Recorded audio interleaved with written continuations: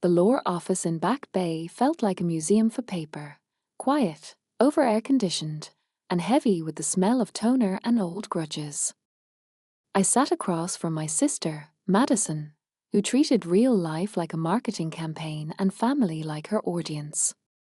She'd chosen a black sheath dress the way you choose a filter, to look sincere without being touched by it.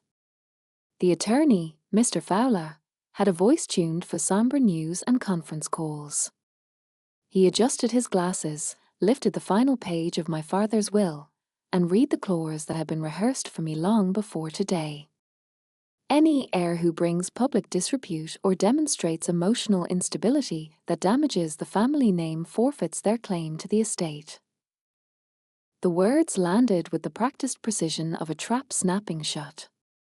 I felt the cold bite, clean, efficient, then the burn of recognition. This wasn't estate planning.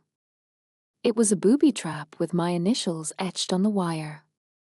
I didn't need a handwriting analyst to see Madison's fingerprints, the same sister who'd have forgotten my homecoming from Afghanistan, who'd convinced Dad that my grad school savings looked better reallocated to her brand-building a trip to LA. I nodded like a good soldier and tucked the paper back into its folder. Mr. Fowler kept speaking. I kept breathing. It's a skill you learn downrange. How to listen for the useful parts while your pulse is trying to draft its own memo. Outside, Boston was grey and salt-streaked, a city that wears its history like a medal. Beautiful, scratched, earned. I walked the block to the curb, let the cold sit with me, and texted the only person whose counsel never came with a sales pitch. Knower, you out of there? Me, copy. Disrepute clause is real. Crafted for me.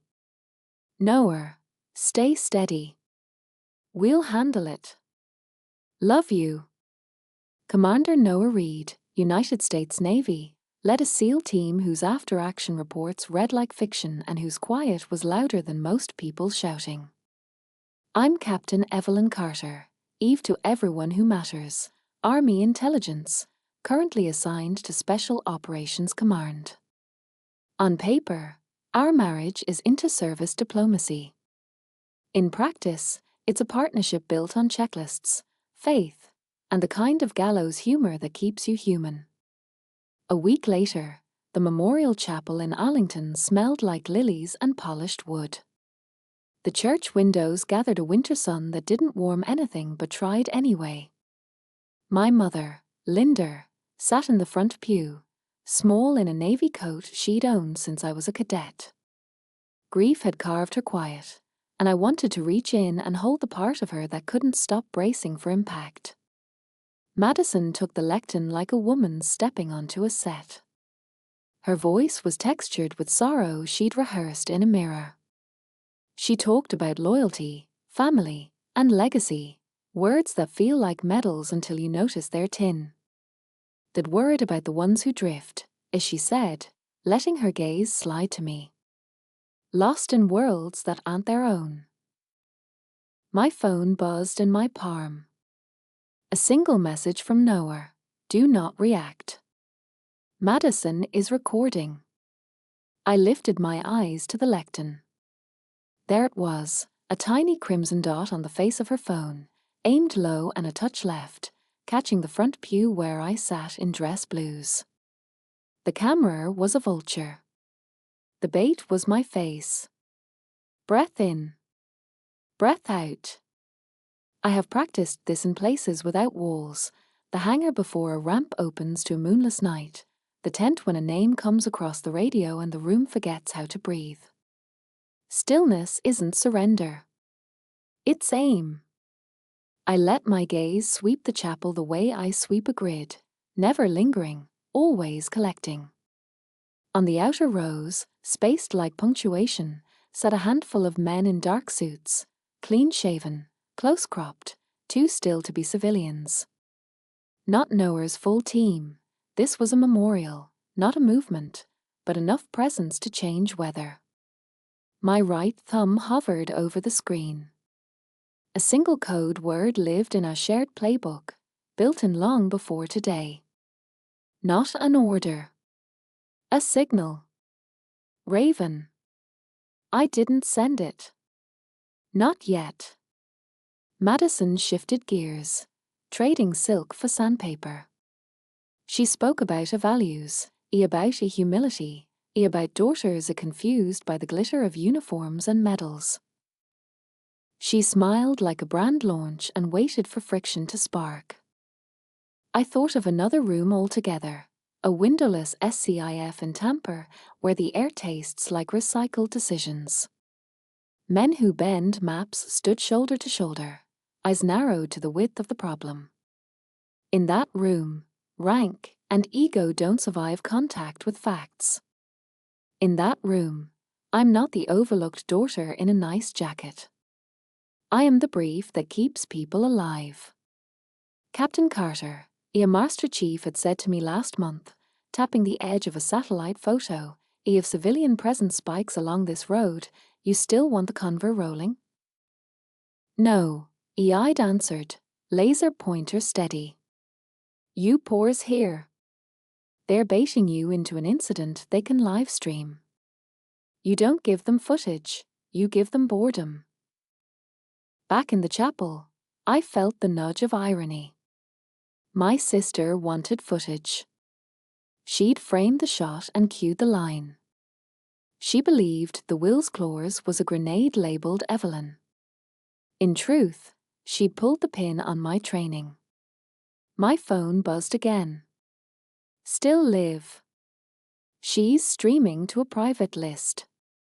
Stand by. I met Noah's eyes 2 rows back. He didn't nod. He wouldn't. Not here. But the set of his jaw was a sentence. Your lead. The men in the suits remained statues, their hands still, their attention disinterested, to anyone who didn't know how to read a room. Madison went sharper. It's heartbreaking, she said, when someone forgets the simple values they were raised with and chases a world that isn't theirs. There it was, the line crafted to make me flinch.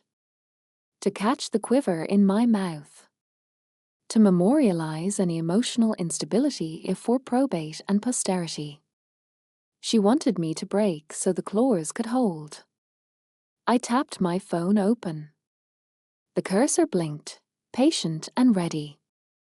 I typed 4 letters, then paused on the 5th. The chapel was a low hum of grief and floral breath. My mother's hands were knotted in her lap. The men in the suits didn't look at me. They didn't need to. In training, they teach you that initiative isn't speed, it's timing. You don't fire because you can. You fire because the shot matters. I erased the 5th letter. Not yet. Instead, I lifted my chin, let the stillness settle until it felt like command, and smiled the kind of smile I've worn in debriefs where the worst thing you can do is give the room your pulse. Madison blinked. Her rhythm slipped a half-beat. It was small. It was everything. I slid the phone beneath the program in my lap. The word waited there like a switch in a safe. Raven could stand up a wall in a second. But walls aren't the only way to win a room. Sometimes you hold the line with nothing but a breath and the memory of a windowless place where your voice is the plan.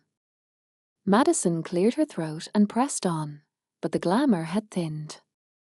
My mother, sweet, stubborn Linder, looked at me sideways, not with fear, but with that dawning thing a parent gets when the story they believed breaks apart and the truth steps out of it, calm and upright. The memorial moved forward, minute by careful minute, and I let it. The camera's red dot burned, hungry. It could eat my stillness all day. It would starve on it. The signal would come when I chose it, on my timeline, in my battle space. And when it did, it wouldn't be for spectacle. It would be for control. Initiative, not volume. Timing, not rage. Warriors know the difference. So do their wives. So do I. The memorial passed like a drill. Motions, silence, the weight of old expectations pressing down on the pews. Madison's performance had been the opening shot, but it wasn't the whole war. Her attack was never really about Dad. It was about control. She needed me small. She needed me humiliated. And she needed proof of it caught on camera. But what she didn't understand was that I'd lived too long in two very different worlds to ever be cornered so easily. One world was the families, country clubs in Connecticut, holiday tables groaning with food and layered with judgment. A world where my doctorate in international security was treated like a quirky hobby, a side note to my husband's medals. Where my work at SOCOM, Special Operations Command, was brushed aside as a policy paperwork, ere as if my analysis hadn't kept Americans alive overseas. The other world was sealed. Literally, no windows, no sunlight, the hum of classified servers filling the gaps between words. In that world, men with reputations written in steel sat in silence while I briefed. In that world, I wasn't Eve the overlooked daughter. I was Captain Carter, Army intelligence, trusted analyst. My words shaped missions. My graphs and probabilities meant the difference between extraction and tragedy. I remembered one night inside the SCIF at MacDill. A dozen SEALs stood in tactical gear, arms crossed, eyes hard. They were men who'd toppled regimes, who carried the kind of calm that made whole rooms go still. And yet, they listened to me.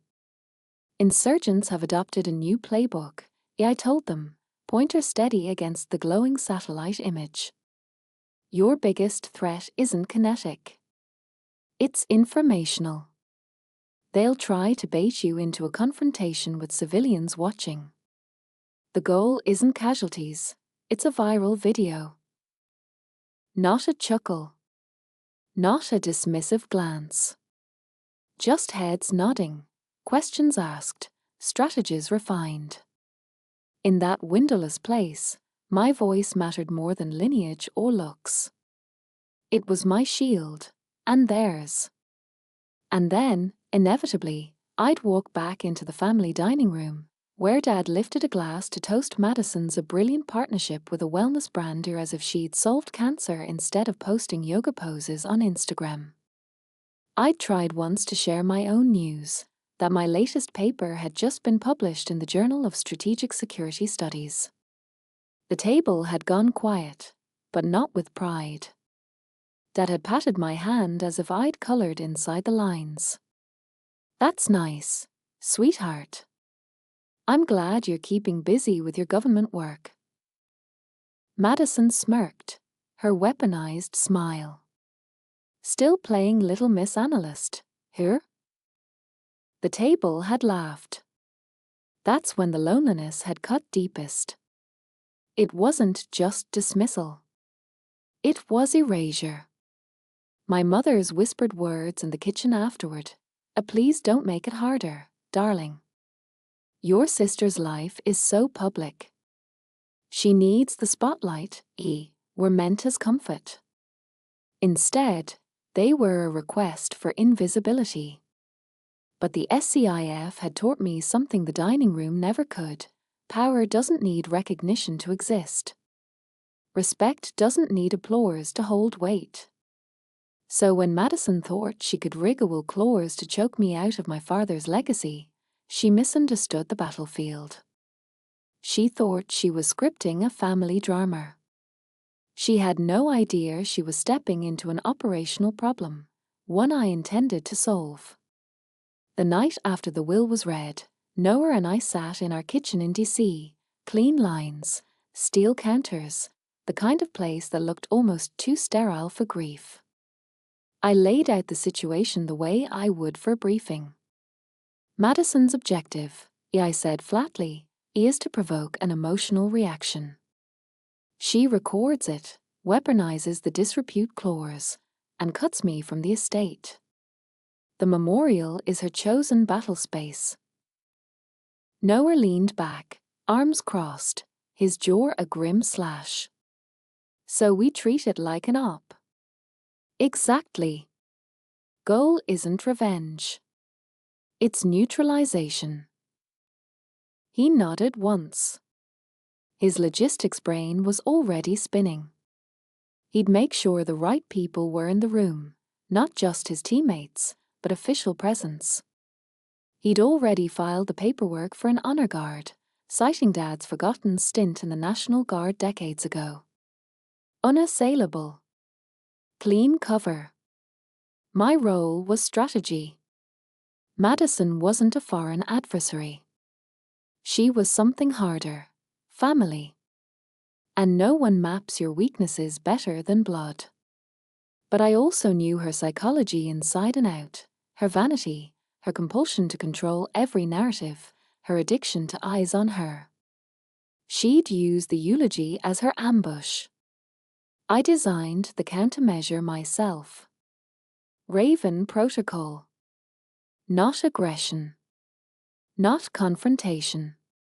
Just presence.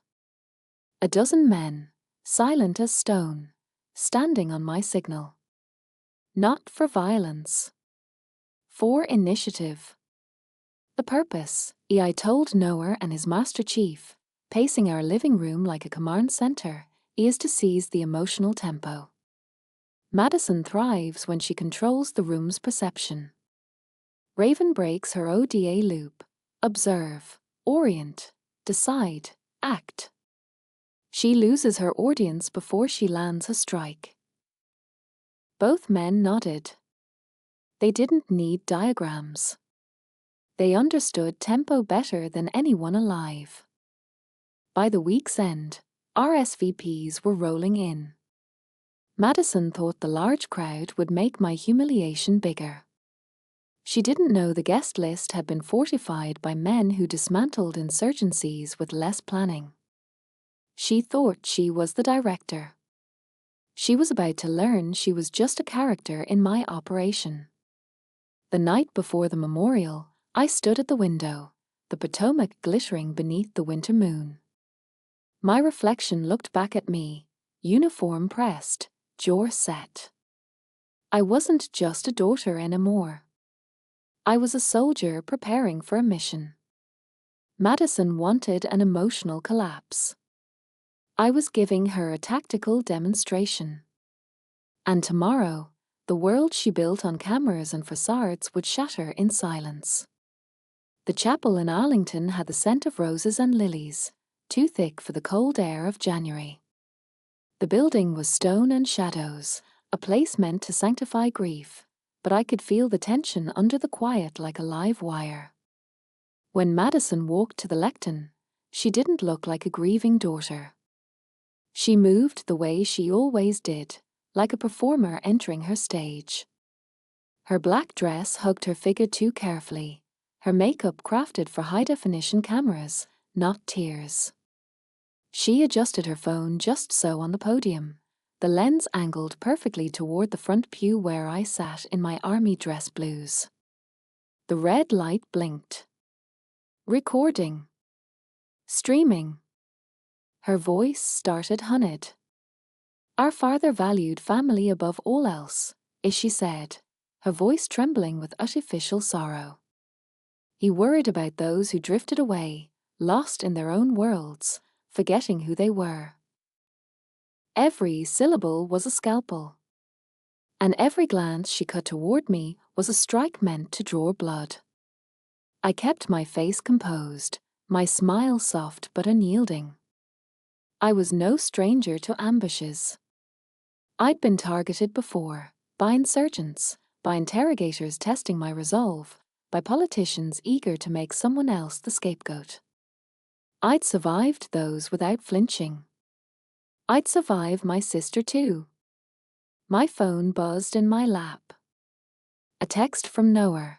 She's live streaming to her private group. Wait for the signal. I inhaled slowly. My pulse slowed the way it always did before a decision point. Madison's words sharpened. "It's tragic," she said, voice suddenly clear. When someone marries into a world so dazzling they forget the simple, honest values they were raised with." There it was. The strike. The accusation sharpened to pierce not just me, but the image of me, soldier, strategist, daughter, wife. She expected me to twitch, to react, to break. Instead, I slid my thumb across the glass of my phone and typed the word that had waited for this exact moment. Raven. The effect was quiet but seismic. It began with the faint, synchronized sound of fabric as 12 men rose to their feet at once.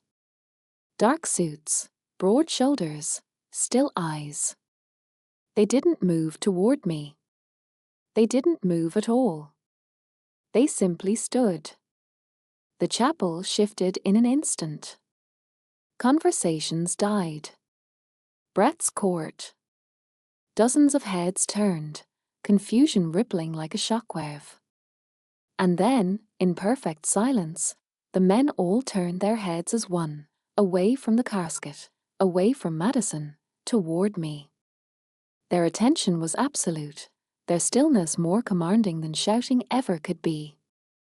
They became a wall of loyalty, a shield of presence. Madison's voice faltered mid-sentence.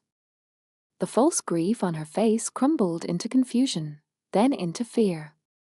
Her eyes darted from me to the men, then back again. She'd expected a reaction she could weaponize.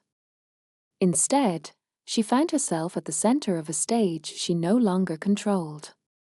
The camera on her phone was still rolling, but it was no longer capturing my humiliation.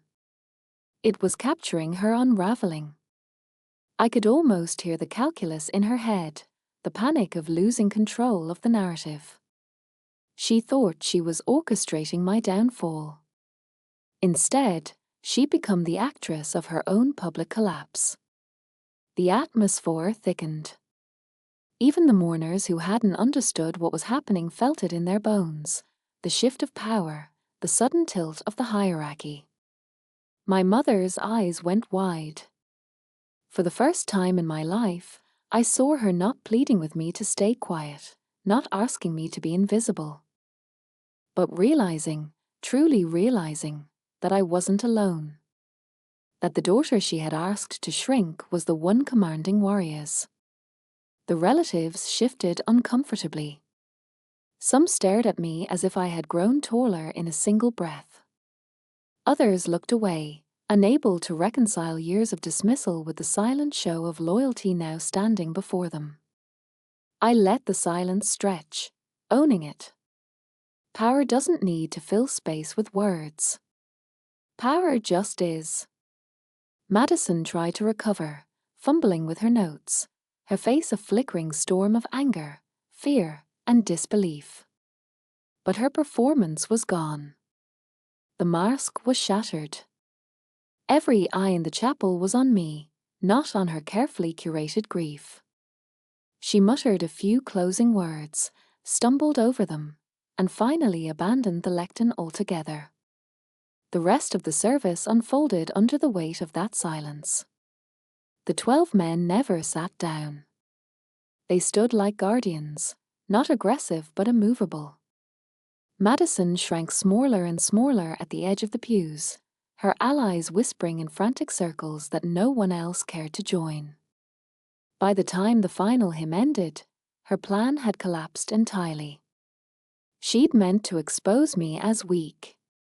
Instead, she had exposed herself as powerless. At the reception afterward, Noah's men kept a respectful distance, their presence like an invisible fortress. No one confronted us. No one dared. Friends and colleagues came to offer condolences, their voices tinged with awe. Madison and her clique huddled in the corner, isolated, their glares bouncing off the shield of quiet strength that surrounded us. They left early, slipping out the side door without goodbyes, without victory, without even dignity. The war had ended, and I hadn't raised my voice once. 3 months later, I stood in a different room entirely. A university lecture hall, bright with afternoon sun, rows of students leaning forward as I spoke. My topic: the psychology of disinformation campaigns, the anatomy of manipulation, the importance of spotting patterns others miss. Here, my knowledge wasn't hidden in classified rooms or ignored at dining tables. Here, it was valued. Students scribbled notes as if my words were keys. Their questions were sharp, their hunger real. This was the legacy I'd chosen. Not a contested inheritance. Not a family's hierarchy. But the mark I made in the lives I touched, the warriors I'd helped protect, the minds I could help sharpen. Madison had thought legacy was about money. She'd thought it was about control.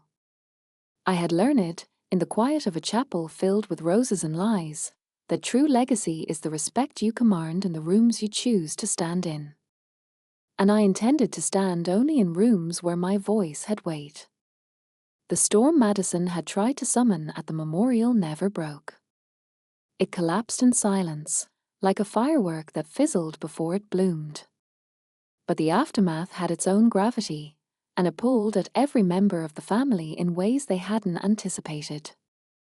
That night, Noah and I sat across from each other in our living room. The space was deliberately sparse: steel, glass, and white walls. A home designed not for clutter, but for clarity. I'd once called it sterile. Now I recognized it as necessary. Noah studied me, his arms crossed over his chest, the kind of posture he used when debriefing his team. "She won't stop," he said. "No," I agreed. "She can't. Control is her oxygen." I had spent hours replaying the moment in the chapel, her voice faltering, the camera catching her unraveling instead of mine. She had set the board and believed herself the queen. But Raven had flipped the board entirely. And for someone like Madison, losing control wasn't a lesson. It was a wound. "She'll pivot," I said, almost to myself. "She'll move from humiliation to justification. Then to retaliation. It's how she operates. Predictable. Linear." Noah leaned forward. "Then you already know her next move." I gave a dry laugh. "Of course. She'll try to rewrite what happened. She'll frame it as intimidation. She'll claim I weaponized the military against her at Dad's funeral. She'll try to paint me as dangerous." Except, and Noah said, it wasn't aggression. It was presence. And truth, I added. Still, I knew Madison wouldn't see it that way. To her, optics were everything. Facts could be bent. Narratives could be reshaped. And she would do anything to claw back the narrative that had slipped from her grasp. I didn't need to guess. I knew. I'd studied people like her my entire career, leaders of insurgent networks, charismatic demagogues, manipulators who lived and died by perception. And my own sister fit the pattern with chilling precision. The difference was this: I wasn't just her sister. I was her analyst. And that made her predictable. A week later, the first signs appeared. A smear of whispers online, carefully phrased, deliberately vague. Posts in private groups hinting that a military intimidation had been used against grieving family members. Clips of Madison's speech at the memorial, artfully edited to highlight her courage and my coldness. It was propaganda. Amateur, but effective in the echo chambers where she thrived. Noah showed me one of the posts on his phone, his expression carved in stone. She's doubling down. I didn't flinch. Of course she is. It's all she knows. He studied me for a long moment. Most people would be furious. I met his eyes. Most people don't get paid to dismantle disinformation campaigns. For years, I had trained commanders to resist exactly this kind of psychological warfare. I'd dissected enemy propaganda, mapped how it spread, taught teams to counter it not with volume but with precision. Madison had no idea she'd stepped into my territory. The turning point came not online, but in person. 3 weeks after the memorial, I attended a small reception at the Pentagon. Low-key, a gathering of analysts, operators, and a handful of senior officers. I wore my uniform, the medals quiet on my chest. Conversations hummed around me, policy shifts, operational reviews, lessons learned. Halfway through, a colonel approached me, his tone careful. "Captain Carter, I heard there was some drama at your father's service." I knew instantly where it had come from. Madison's whispers had found sympathetic ears in circles that didn't matter, but they'd seeped outward, seeking credibility. I didn't deny it. I didn't argue. I simply gave the colonel a steady look. There was no drama, sir. There was discipline. And silence. He studied me, then gave a slow nod. Understood. That was the thing about people like Madison. They mistook volume for strength. But in the rooms that mattered, in the places where decisions carried weight, strength was measured in control. At home that evening, I sat with Noah on the back patio, the Potomac shimmering under the winter moon. He grilled quietly, the scent of smoke rising into the cold air. Around us, the neighborhood was silent. I told him about the colonel. He flipped the steak once, his movements precise, unhurried. And nothing, I said. He saw the truth. He didn't need more than that. Noah handed me a plate, the meat sizzling, the air heavy with spice. "So what now?" "Now," I said, "we stop reacting. We start building." He raised an eyebrow. Madison thinks legacy is about inheritance. About control. About the illusion of power. I set the plate down, my fork untouched. But real legacy isn't about what you're given. It's about what you build. What you leave standing when the noise fades. Noah studied me, then gave a small smile. "And what are you building?" I looked out over the river, the city lights blinking like quiet sentinels. Something Madison can never touch. The first step came unexpectedly.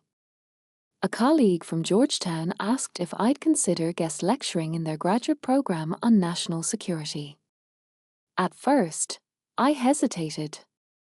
Sharing classified experience was impossible, and public speaking had never been my ambition.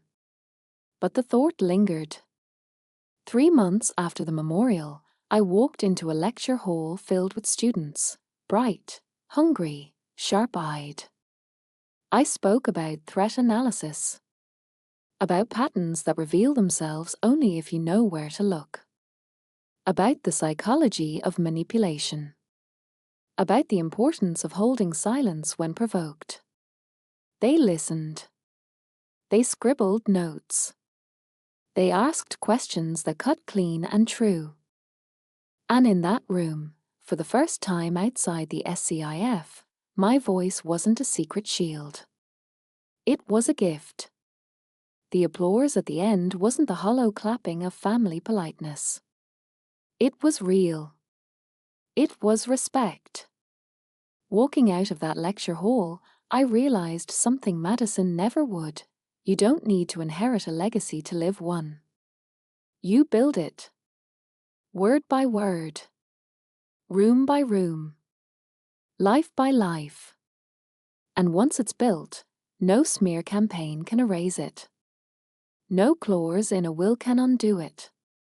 Madison had tried to frame me as unstable. But in the end, her own instability had been her undoing. My job now was simple. Keep building.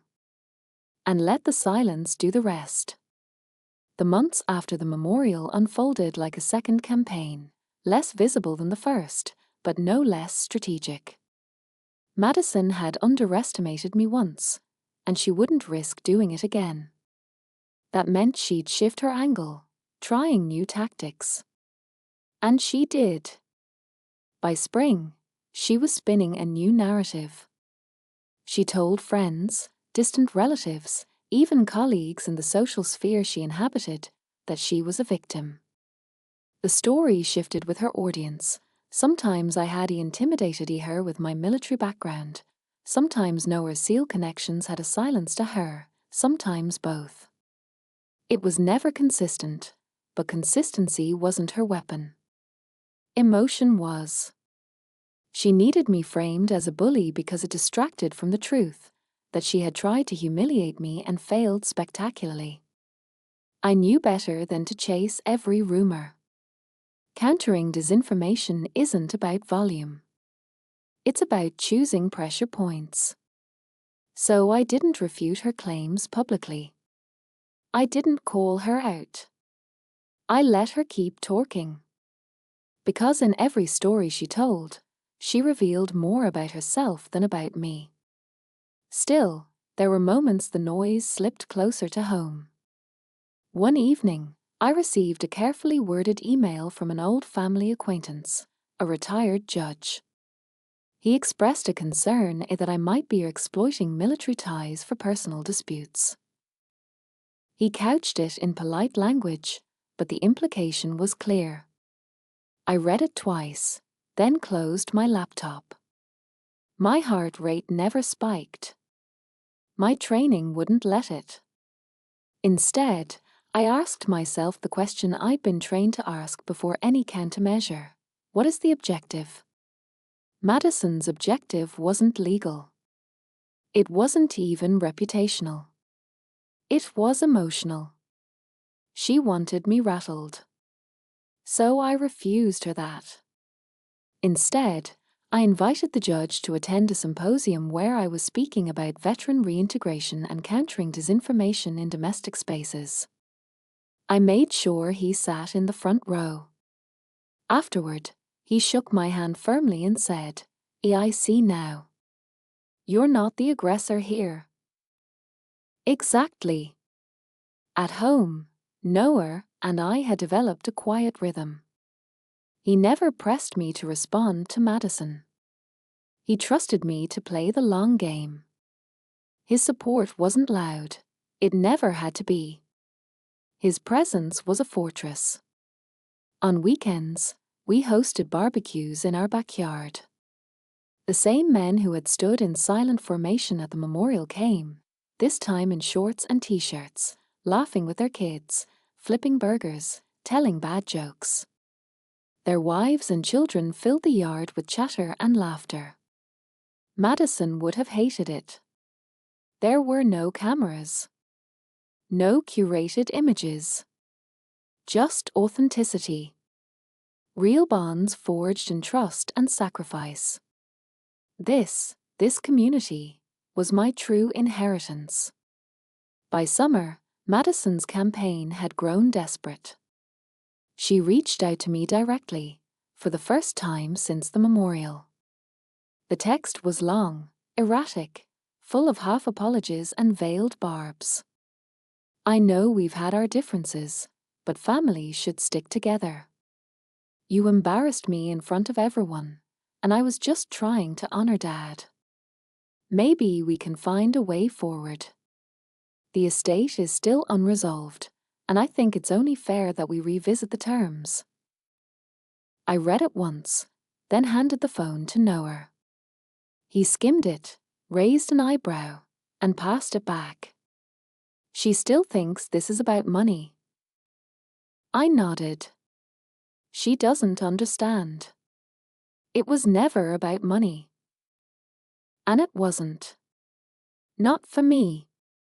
I had a career, a mission, a voice that carried weight in rooms she'd never be allowed into.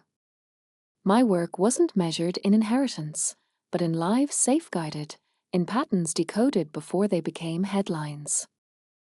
Madison couldn't grasp that because her entire identity depended on external validation. Without an audience, she didn't exist. So I didn't reply.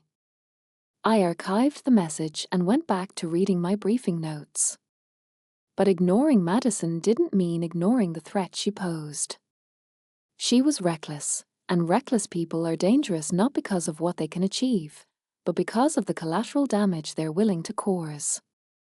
So I mapped her. Like any adversary. I listed her likely tactics: online smear campaigns, emotional appeals, manipulation of older relatives, potential legal maneuvers. Then I mapped my countermeasures: calm public presence, professional achievements, documented service, undeniable reputation. It wasn't paranoia. It was preparation. One evening, I laid the chart out on our dining table. Noah walked in, glanced at the columns of names and arrows, and let out a low whistle. "You built a target package," he said. I smiled thinly. Of course I did. She made herself a threat vector. And I don't leave threats unmonitored. He didn't argue. He knew better. The true irony came that autumn. I was invited to keynote a conference on information warfare in Washington, D.C. The audience included policymakers, military leaders, academics. The topic: how personal narratives can be weaponized in modern conflict. Standing at the podium, looking out over the sea of faces, I felt the strange symmetry of it all. My sister's attacks, her obsession with controlling stories, had become case studies in the very patterns I was teaching others to resist. I spoke about manipulation through selective framing, about the importance of holding silence in the face of provocation, about the way truth always outlasts theatrics. The applause at the end was standing. Later, as I shook hands and accepted congratulations, I realized something that settled in my bones like peace. Madison's legacy would always be noise. Mine would always be signal. And signal always cuts through. When I returned home that night, the porch light was on, the grill still warm from Noah's late dinner. He was waiting with a glass of wine and the quiet smile that meant more than any speech. I sat down beside him, the autumn air crisp around us. "She texted again today," he said casually. "Do you want to see it?" I shook my head. No. She's still playing the same game. And I've already won. Noah tilted his glass toward me. To silence. I clinked mine gently against his. To silence. And to legacy. And for the first time in months, I felt it fully. The war was over. Because true wars aren't won with volume. They're won with what remains when the noise fades. And I had already chosen what would remain. Winter returned to D.C. with its usual chill, sharp winds down the Potomac, bare trees along the avenues, the city wearing its history like a heavy coat. Life had settled into a rhythm again, though I knew better than to call it peace. Peace is fragile. Peace requires vigilance. I woke most mornings before dawn, my body still conditioned to the cadence of deployments. The coffee brewed while I reviewed overnight briefs, cyber threats, disinformation spikes, shifting alliances. My work was demanding, endless, often invisible. But it mattered. And it grounded me. Madison's name surfaced less and less. The smear campaigns dwindled into background noise, starved of oxygen. She had overplayed her hand, and people had grown weary of the theatrics. Yet she lingered like a ghost in the corners of family conversations. A cousin would call my mother and mention Madison's side of the story. An aunt would email me with veiled questions about what really happened here at the memorial. Always circling, never confronting. I learned to let their words roll off me. I had bigger fights. One January afternoon, I was invited back to Georgetown to speak to another group of graduate students. The topic this time was psychological resilience in leadership. Standing in front of them, I drew a simple triangle on the board: perception, reaction, power. Most conflicts, I explained, aren't about resources or territory. They're about perception. If you control perception, you control reaction. And if you control reaction, you control power. I let that sit before adding, but perception doesn't always mean truth. And that's where resilience comes in. You don't let someone else's framing dictate your reality. As I spoke, I thought of Madison. Her entire empire was perception, curated posts, crafted appearances, manipulative words. She lived at the top of that triangle. But the foundation was brittle. Because reaction is only power if you give it willingly. My students listened intently, nodding, scribbling notes. When one asked, "So how do you resist manipulation?" I smiled and said the words I had lived by for months. You don't feed the fire. You hold silence until the truth becomes undeniable. The room went quiet. Then a ripple of understanding passed through them. That was legacy. Not inheritance. Not family approval. But passing on lessons carved from scars. That night, Noah and I hosted dinner for a handful of his teammates and their families. The house was alive with noise, children running down hallways, bursts of laughter from the kitchen, the clink of glasses. I stood in the doorway for a moment, watching it all, my chest warm with a kind of gratitude I hadn't felt in years. This was my community. My chosen family. Madison could never touch this. Later, when the house finally quieted, Noah and I sat together on the couch. He had that look, half amusement, half seriousness. "You've been lighter lately," he said. "I think I finally get it," I admitted. All my life, I fought for their approval. For dads. For Madisons. For moms. I thought if I worked harder, achieved more, they'd see me. And now I realize they never had the authority to define me in the first place. Noah reached for my hand, his grip steady, grounding. "Took you long enough, Captain." I laughed, leaning against him. Better late than never. But Madison wasn't done. One evening, I found another text waiting on my phone. This one wasn't an apology. It was a demand. "I want to renegotiate the estate. You embarrassed me, but you owe me this much." Dad would've wanted fairness. "If you refuse, I'll make sure the right people know what happened at the memorial." I stared at the screen for a long moment. Not angry. Not shaken. Just tired. I showed Noah. He scanned it, then handed the phone back. She's escalating again. Desperation move. I nodded. She's running out of plays. What are you going to do? Nothing. Because sometimes the strongest move isn't engagement. It's refusal. So I archived the message without reply. Again. Weeks passed. Madison didn't follow through on her threats. The right people never came knocking.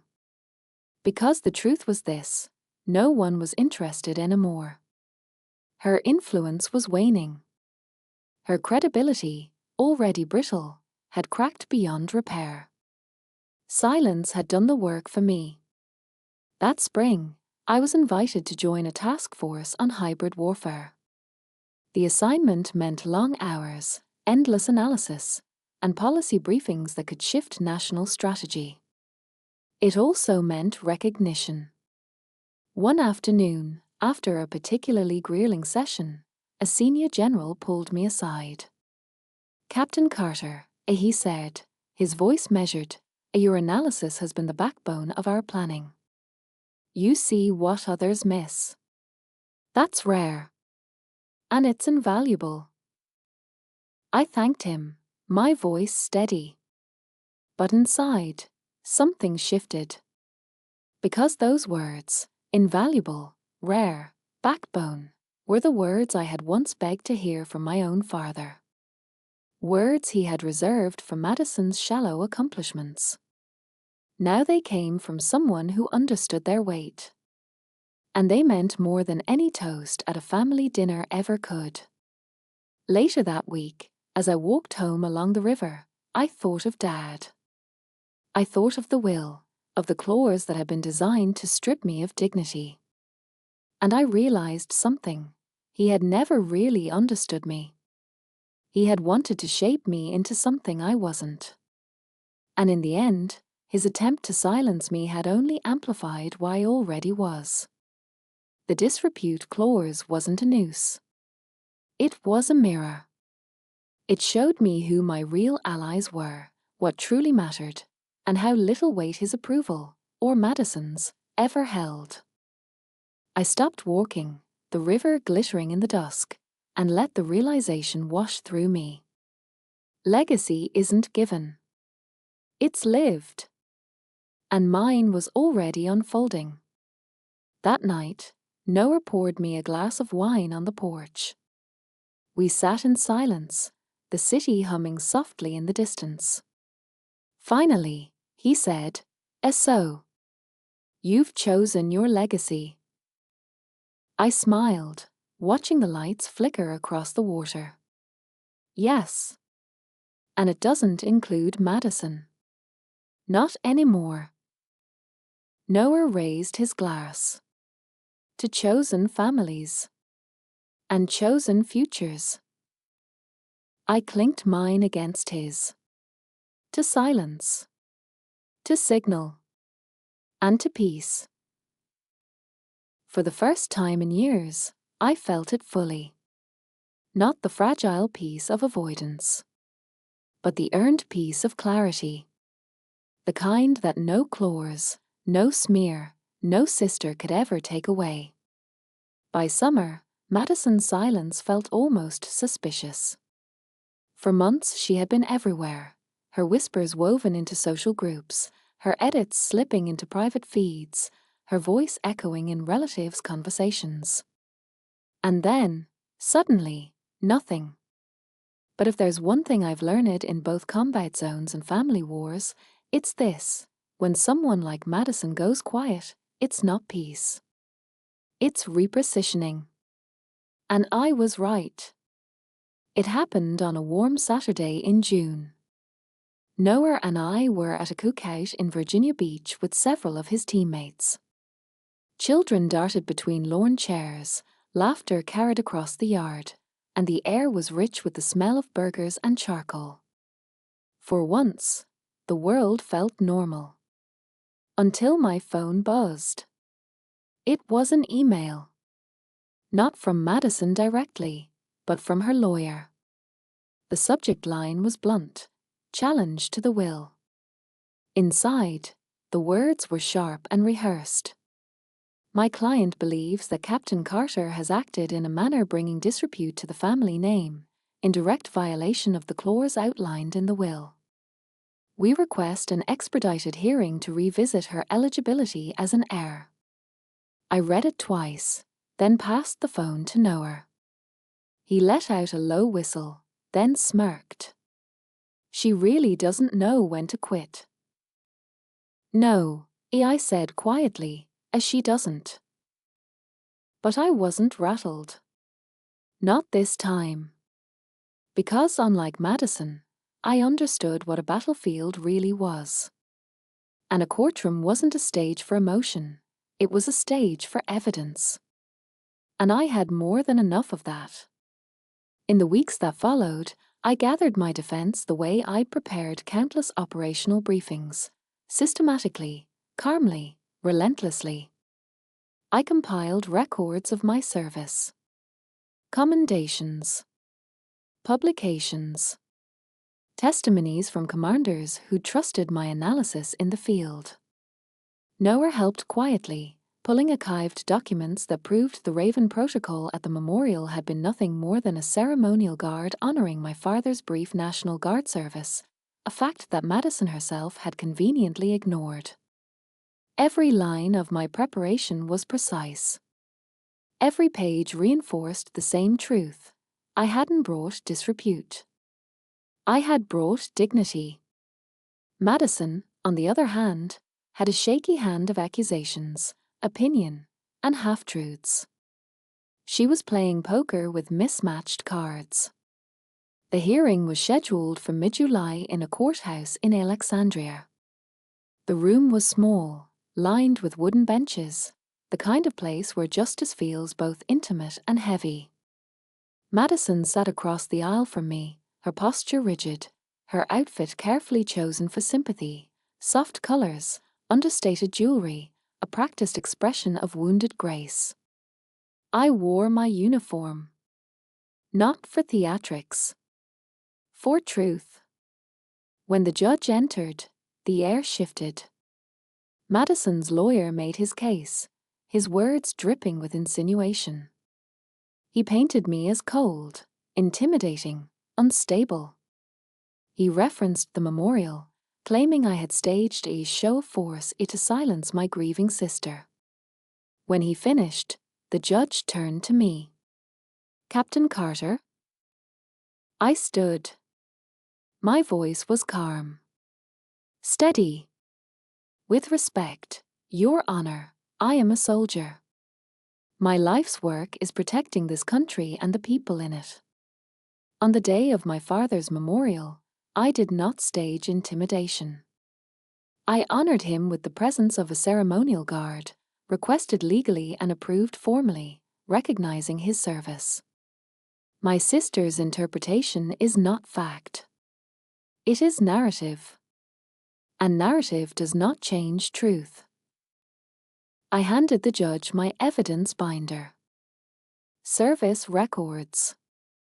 Official approvals. Letters of testimony. The judge flipped through it slowly, his expression unreadable. Finally, he looked up.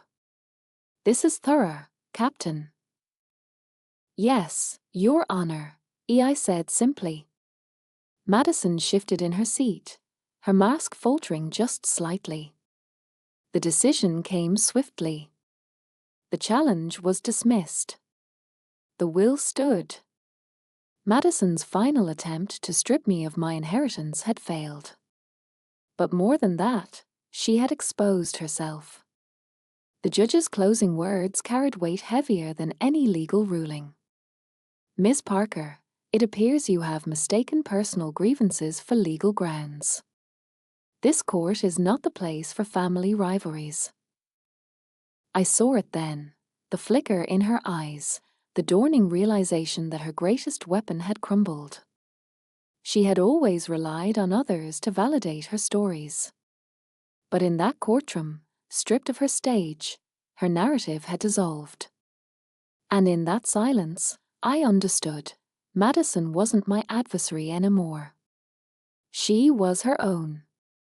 Afterward, Noah and I walked out into the summer heat. The cicadas screamed from the trees, and the sky was blindingly blue. He glanced at me. "It's over." I shook my head. "No. The legal battle's over. But the real war ended months ago, in that chapel." Noah smiled. "Fair enough." We drove home with the windows down, the warm air rushing in, and for the first time in a long time, I felt the weight slide off my shoulders. Not because Madison had lost, but because I had finally, irrevocably, stopped playing her game. That night, my mother called. Her voice trembled on the line. I watched the hearing, as she said softly. "I'm so sorry, Eve. I should have stood up for you years ago."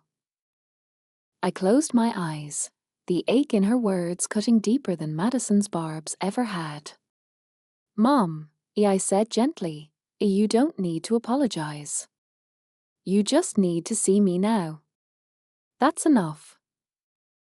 And for the first time, I believed it. Madison never sent another letter. Never filed another claim. Her silence, at last, was genuine. Because she had nothing left to fight with but noise. And I no longer lived in a world where noise held power. The courtroom battle was the last flare of Madison's fire.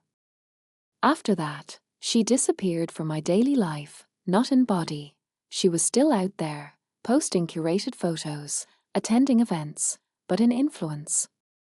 Her reach had collapsed. Her stories no longer carried weight. Her name no longer echoed through my phone calls, my inbox, or my thoughts. For the first time in years, I could breathe. But freedom has a strange texture when you've lived too long in conflict. At first, it felt foreign, almost fragile. I woke expecting the next strike, the next rumor, the next escalation. And when none came, I had to relearn what life without constant offense felt like. It felt like possibility. The task force on hybrid warfare became my primary focus. Days were long, often stretching past midnight, but the work was meaningful. We were mapping threats that blurred the lines between truth and fiction, power and performance, war and peace. Ironically, I had my sister to thank for some of my sharpest insights. Watching her weaponize narrative, however clumsily, had sharpened my eye for patterns, my instinct for manipulation. I understood, more intimately than most, how fragile perception could be.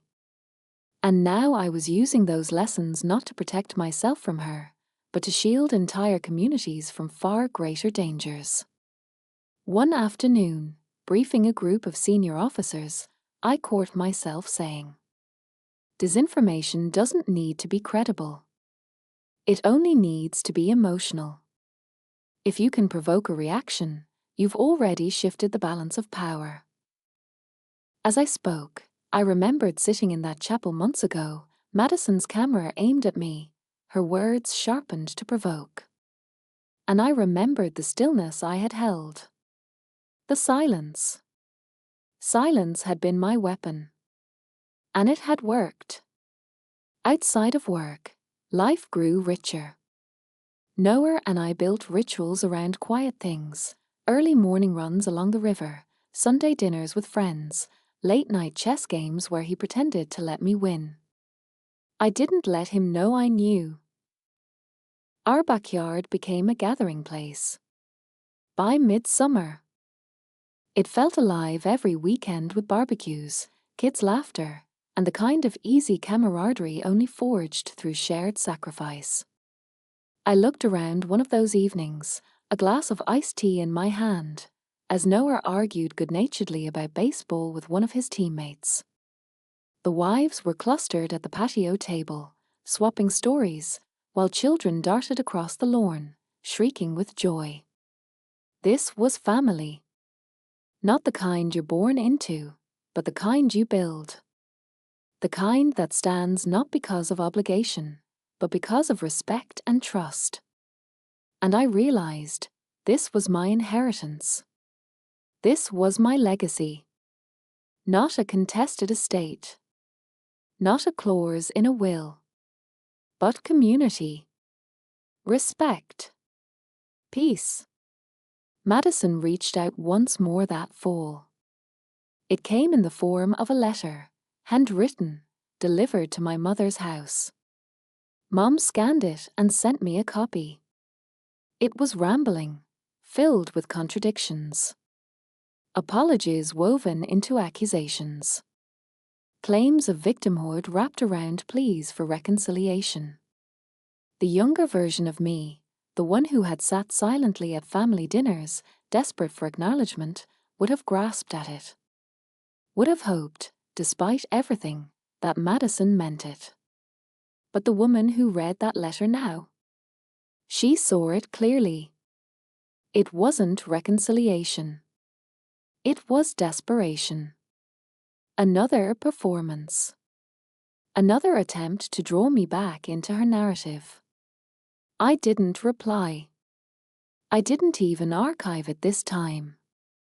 I deleted it. Because the only way to win with someone who survives on attention is to deny them the stage entirely. And I had already walked off that stage. In November, I was asked to guest lecture at the Army War College. Standing at the front of the room, I faced officers who had commanded battalions, advised presidents, shaped strategy. And yet, when I spoke, they listened, not as a courtesy, but as peers. I walked them through case studies, patterns of information warfare, the psychology of manipulation. And then, at the end, I said something I hadn't planned. Sometimes the hardest battlefield isn't overseas. It's at home. It's in the places where your voice is dismissed, where your strength is underestimated, where the people who should know you best see you the least. But resilience is forged in those spaces. And if you can survive them without losing yourself, you can survive anything. The room went silent. And then, slowly, the applause began. It wasn't loud. It wasn't showy. But it was real. Walking out of that lecture hall, I felt something settle in me. Madison hadn't just failed to defeat me. She had forged me. Her betrayals had become my training. Her manipulations had sharpened my eye. Her attacks had strengthened my resolve. And in trying to erase me, she had ensured I could never again be invisible. That night, back home, Noah poured 2 glasses of wine. We sat on the porch, wrapped in blankets, watching the last leaves fall. "You've been quiet," he said. I smiled faintly. "I'm thinking about Madison." He raised an eyebrow. Not about her actions. About her impact. And I realized something. For so long, I thought she was my adversary. But she wasn't. She was my crucible. She forced me to see myself clearly. To stop chasing validation I never needed. To build a legacy outside their world entirely. Noah studied me for a moment, then lifted his glass. To the crucibles, then. I lifted mine to meet his. To the crucibles. And to the women they forge. The glasses clinked softly, the sound carrying into the night. And in that moment, I understood fully. The war was never really about Madison. It was about me. about learning when to fight, when to stand, and when to walk away. And I had learned. Completely. By the start of the next year, the war with Madison felt like a story that had happened to someone else. Her name barely surfaced anymore, not in my work, not in my circle of friends, not even in my thoughts. If she was still posting carefully staged pictures or whispering to distant relatives, it didn't reach me. She had become what I always suspected she feared most: irrelevant. And in that silence, I started to build something real. In February, Georgetown invited me to design an entire seminar series on the psychology of disinformation. It wasn't just a guest lecture this time. It was mine to shape. I walked into the first class with a binder of notes, but what struck me most wasn't the syllabus, it was the students.